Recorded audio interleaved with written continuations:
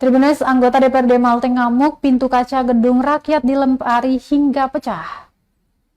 Dua anggota DPRD Maluku Tengah, Muhammad Jen Marasa Besi dan Faisal Tawainela, mengamuk di gedung rakyat Jalan R.A. Kartini, Kelurahan Namaelo maksud kami pada Selasa 2 April 2024. Ketua dan anggota fraksi Hanura itu mengamuk dan memecahkan pintu kaca sebelah timur kantor DPRD Malteng. Seketika pintu tersebut pecah terkena lemparan batu dan kursi yang dilakukan kedua anggota dewan itu.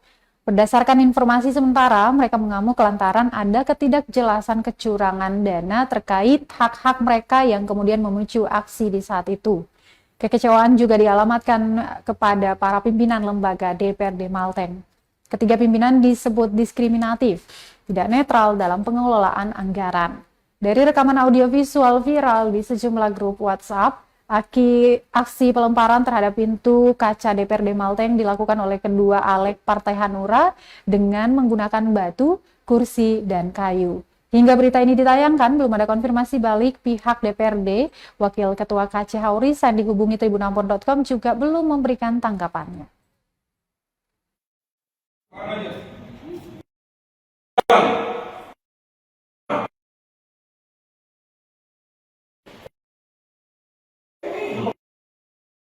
Kerusakan barang-barang di DPR ini apa nih Pak? Ya, ini bagian dari akumulasi kekecewaan teman-teman DPRD yang ada.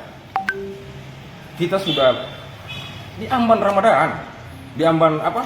Lebaran. Kok masih kita di ini seperti ini ya? Mungkin seperti itu. Oke Pak.